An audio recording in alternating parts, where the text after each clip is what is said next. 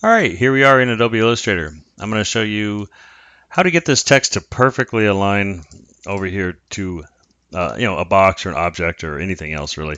So you can see that this is live text as it's called. That means I can type, right? So um, that is the issue here. But you can see if I bring this over here to the line here, the guide, it's not aligned with the left. It's got this little gap here. You can see by this bottom, it's called the baseline.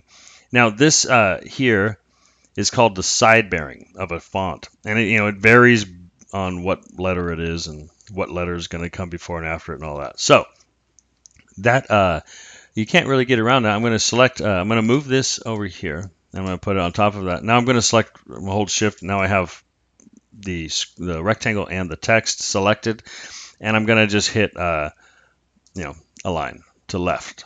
And it didn't do it. It aligned it to the left of that baseline, see? So there's still that side bearing. So what we do in this scenario, you just go to go to type, pull down to create outlines. Now, the one thing is, you can't type on it anymore. Now it's turned it into a shape, really, as if you drew it. So that's fine as long as you're done typing. So keep that in mind. And then I'm going to grab both of these guys, and I'm just going to align it. And now we're aligned perfectly. See that? So that was it. Hopefully that helped. If it did, hit like, leave me a comment. Thanks.